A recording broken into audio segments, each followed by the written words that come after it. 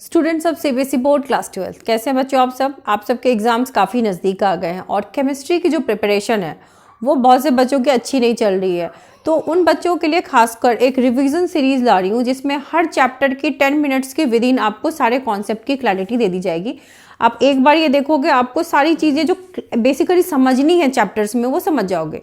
आज हम स्टार्ट करने वाले हैं चैप्टर सॉल्यूशन। आप देख सकते हैं सॉल्यूशन चैप्टर में हमें जो पढ़ना है क्लास 12 में हमें बाइनरी सोल्यूशन पढ़ना है। सोल्यूशन में होता क्या है, कंपोनेंट्स होते हैं either solute and solvent. Solute या सॉल्वेंट के नंबर्स ज़्यादा भी हो सकते हैं बट हमें पढ़ना है दो, यानी कि बाइनरी सोल्यूशन जिसमें एक सॉल्यूट होगा और एक सॉल्वेंट होगा। सॉल्यूट और सॉल्वेंट में जिसका अमाउंट ज़्यादा होता है उसके हिसाब से हम उसको सॉल्वेंट बोलते हैं, जिसका अमाउंट कम होगा उसको हम सॉलिड बोलते हैं। तो सॉल्यूशन जो है हमारे बच्चे वो तीन तरह के होते हैं, gaseous solution, liquid solution and solid solution. अब गैसियस सॉल्यूशन क्या है, वो सॉल्यूशन जिसमें सॉल्वेंट हमारा जो है वो गैस है। सॉल्यूट क्या हो सकता है, सॉलिड हो सकता है, लिक्विड हो सकता है और गैस हो सकता है। तो गैसियस सॉल्यूशंस भी तीन तरह के हो गए, gas in solid, gas in liquid and gas in gas. दूसरा टाइप है लिक्विड सॉल्यूशन का। लिक्विड सॉल्यूशन में सॉल्वेंट इज लिक्विड, हम सॉल्वेंट के नाम से सॉल्यूशन का नाम देते हैं। तो लिक्विड सॉल्यूशन में सॉलिड भी हो सकता है, सॉलिड विथ लिक्विड, तो एक टाइप हो गया। लिक्विड विथ लिक्विड दूसरा टाइप हो गया। लिक्विड विथ गैस ये तीसरा टाइप हो गया। सिमिलरली जब हम third category that is the solid solution पे जाते हैं तो यहाँ पर ये सॉल्वेंट जो कि ज्यादा अमाउंट में है वो हमारा सॉलिड है। तो ये भी तीन टाइप के होंगे, solid solid, solid liquid and solid gas. ये भी एक क्वेश्चन है जो एग्जाम में पूछा जाता है। तो ये हो गया सॉल्यूशन जिसके तीन टाइप्स हो गए, तीन टाइप्स के भी फर्दर थ्री टाइप्स है। तो ओवरऑल 9 टाइप्स ऑफ सॉल्यूशंस होते हैं। अब हम पढ़ने वाले हैं बाइनरी सॉल्यूशन में होमोजीनियस सॉल्यूशन, यानी कि ऐसे सॉल्यूशन जो थ्रू आउट उनका जो कॉम्पोजिशन है वो यूनिफॉर्म है, यानी कि कहीं पे कोई सॉल्यूट का अमाउंट ज़्यादा या कम नहीं है। जैसे अगर हम पानी में चीनी मिलाते हैं या पानी में नमक मिलाते हैं तो जो सॉल्यूशन आपको दिखता है वो होता है होमोजीनियस सॉल्यूशन। लेकिन अगर आप पानी में सैंड मिला देते हैं तो वो नीचे बैठ जाता है, इजंट इट? तो वो हेट्रोजीनियस सॉल्यूशन है जिसको हमें अभी बिल्कुल नहीं पढ़ना। तो टाइप हमने देख ली। इसके बाद हमें कुछ कॉन्सेंट्रेशन टर्म्स एग्जाम के लिए याद भी करने होंगे। 7 कॉन्सेंट्रेशन टर्म्स जानने हैं जिसके बेसिस पे न्यूमेरिकल्स भी आते हैं, इनके डेफिनेशंस भी आते हैं। पहली कैटेगरी है मास परसेंटेज की। मास परसेंट क्या होता है, mass of the component. Component से हम कह रहे हैं यहाँ पे जो भी सॉल्यूट या सॉल्वेंट। तो अगर हमें सॉल्यूट का मास परसेंट निकालना है तो मास ऑफ सॉल्यूट कंपोनेंट, सॉल्वेंट का मास परसेंटेज निकालना है तो मास ऑफ सॉल्वेंट परसेंट। तो यहाँ पर मास of the component divided by total mass multiplied by 100, तो मिल गया हमें मास परसेंटेज। दूसरा है वॉल्यूम परसेंटेज। वॉल्यूम परसेंटेज क्या होता है, volume of the component divided by total volume multiplied by 100। Concentration term जो सॉल्वेंट में मिक्स होता है उसको ये तरीके हैं। तो मास बाय वॉल्यूम से भी हम रिप्रेजेंट करते हैं उसको। तो मास ऑफ जो सॉल्यूशन है, अगर मास ऑफ सॉल्यूट हमारा 100 ml सॉल्यूशन में है तो उसको हम कहेंगे मास पर यूनिट वॉल्यूम। अगर हम सॉल्यूट को ग्राम में एक्सप्रेस करते हैं यूजुअली वेट के हिसाब से, और वॉल्यूम को मिलीलीटर लीटर में एक्सप्रेस करते हैं। Fourth category is your ppm, particles या पार्ट्स पर मिलियन। जनरली आप सुनते हो ना पॉल्यूटेंट्स जो होते हैं हमारे एयर में, हम कहते हैं ना इतना पीपीएम है, क्यों? क्योंकि वो बहुत कम अमाउंट में है। तो हम देखते हैं कि 1 मिलियन में कितना, दैट इज वाई पार्टिकल्स पर मिलियन, यानी कि टोटल 1 मिलियन में हमें कितने पार्टिकल्स मिले। इसे कैसे निकालेंगे, number of particles divided by total particles multiplied by 10 to the power 6 जो कि 1 मिलियन होता है। Then comes your mole fraction, this is very very important. Mole fraction जैसे सॉल्यूट है एंड सॉल्वेंट है, दोनों के अपने अपने मोल फ्रैक्शंस हैं, ठीक है? तो अगर किसी का भी मोल फ्रैक्शन निकालना हो तो number of mole of that component divided by total number of mole. और एक और बात, नंबर ऑफ मोल्स ऑफ जो मोल फ्रैक्शन है सॉल्यूट का plus mole fraction of solvent that will always be equal to 1। Definition जो होता है mass of the solute dissolved in 1 litre of the solution, ठीक है? देन कम्स योर मोलारिटी, इनसे काफी न्यूमेरिकल्स हैं, मोल फ्रैक्शन, मोलारिटी और मोलारिटी। क्या होता है, mass of solute in divided by mass of solvent in kg. So यही डिफरेंस है मोलैरिटी और मोलालिटी में। दोनों में न्यूमरेटर में मास ऑफ सॉल्यूट है, लेकिन मोलैरिटी में हम क्या करते हैं, 1 लीटर सॉल्यूशन में देखते हैं कितना मास ऑफ सॉल्यूट है। मोलैलिटी में देखते हैं 1 केजी सॉल्वेंट में कितना मास ऑफ सॉल्यूट प्रेजेंट है। जो नेक्स्ट टॉपिक हमको पढ़ना है वो है सॉल्युबिलिटी। सॉल्युबिलिटी का मतलब क्या होता है कि मैक्सिमम अमाउंट ऑफ सॉल्यूट जो आप सर्टेन अमाउंट ऑफ सॉल्वेंट में डाल सकते हैं एट अ गिवन टेम्परेचर, एक फिक्स टेम्परेचर पे। जैसे हम खाते हैं ना, हमारी फिक्स्ड एपेटाइट है, कोई 2 रोटी खाता है, कोई 3 रोटी खाता है।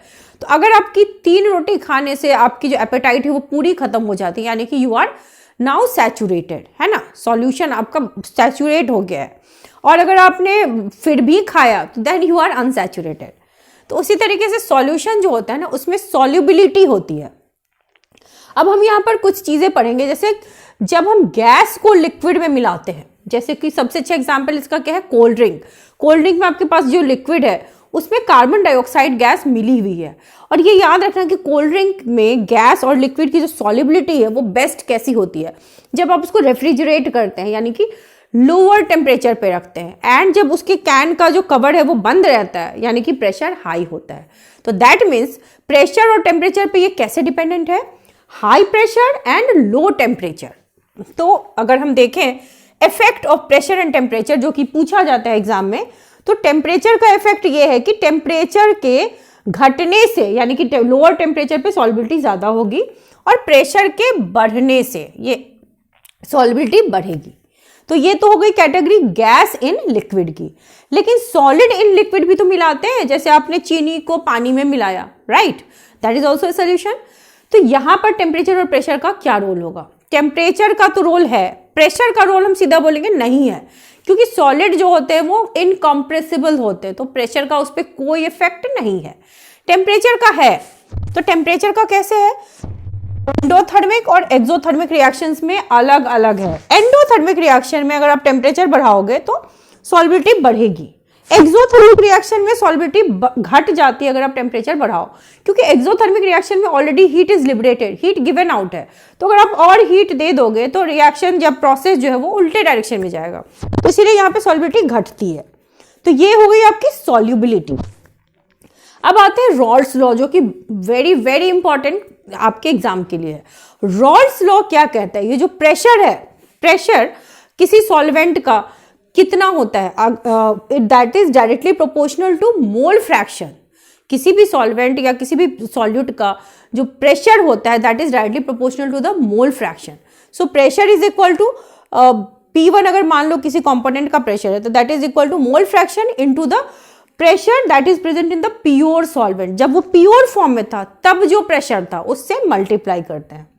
अब हमारे सॉल्यूशंस बेटे 2 तरह के होते हैं, एक जो रॉल्स लॉ को ओबे करे, जो अच्छे बच्चे होते हैं वो बात मानते हैं।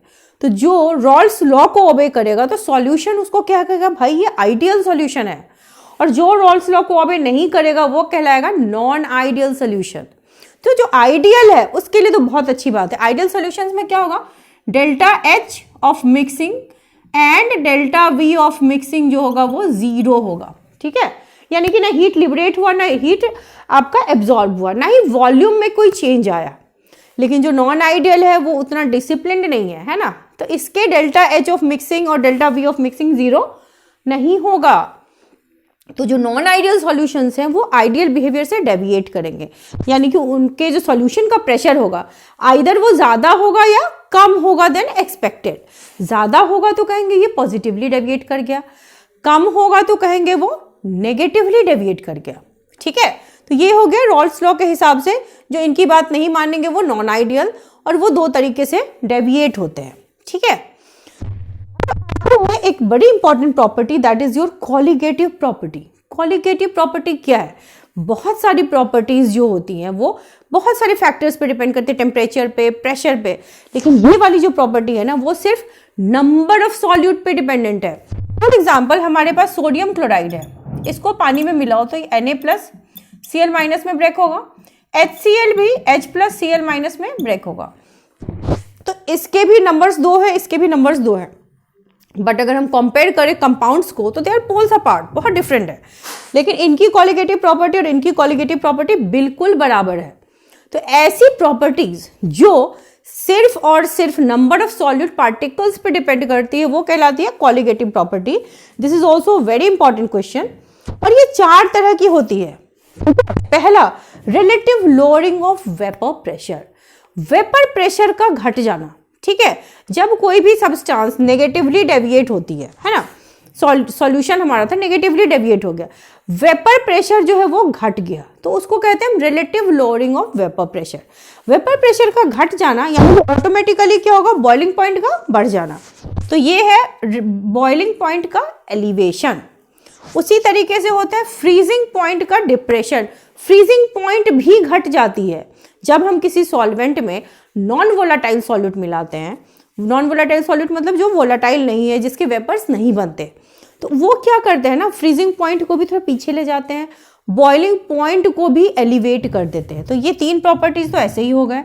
और फोर्थ है ऑस्मोटिक प्रेशर। ऑस्मोटिक प्रेशर क्या होता है, सॉल्वेंट जो होता है हमेशा हाइयर कॉन्सेंट्रेशन से लोअर कॉन्सेंट्रेशन की तरफ जाता है, तो वहां जो प्रेशर होता है उसको कहते हैं ऑस्मोटिक प्रेशर। ऑस्मोटिक प्रेशर में हम सिर्फ देखते हैं सॉल्वेंट के मूवमेंट का pressure. Last topic is your abnormal molar mass. वैसे तो हम जानते हैं मोलर मास होता है, लेकिन समटाइम्स क्या होता है ना, सर्टेन सॉल्यूट्स आइदर एसोसिएट कर जाते हैं या डिसोशिएट। एसोसिएट कर गए मतलब जुड़ गए, नंबर ऑफ सॉल्यूट्स घट गए। अगर डिसोशिएट कर गए यानी कि नंबर ऑफ सॉल्यूट्स बढ़ गए, है ना। तो एबनॉर्मल मोलर मास भी 2 तरह के हो गए, एसोसिएशन वाले और डिसोशिएशन वाले। तो this is all you have to study. आप इसको एक माइंड मैप समझ सकते हैं ऑफ चैप्टर सोल्यूशन। सो बाकी के चैप्टर्स के भी आपको सारे माइंड मैप मिल जाएंगे यहाँ पर, माइंड मैप या फिर आप कह लो short revision, fast mode of revision. और जो बच्चे क्लास ज्वाइन करना चाहते हैं, special crash course is going to start from 1 फरवरी, आप ज्वाइन कर सकते हैं। आप देख सकते हैं सारी इन्फॉर्मेशन आपको स्क्रीन पे मिल जाएगी, जहाँ पे जूम पे क्लासेस होंगी, 1-to-1 इंटरेक्शन होगा। 1 फरवरी से क्लासेस स्टार्ट होंगी। आपको सारे रिवीजन नोट्स, एनसीईआरटी के question answers and most expected questions की पीडीएफ सारी मिल जाएंगी। फॉर्मूला शीट, जितने भी नेम रिएक्शंस के पीडीएफ है, every content you will be getting before your examination. So wish you all the very best.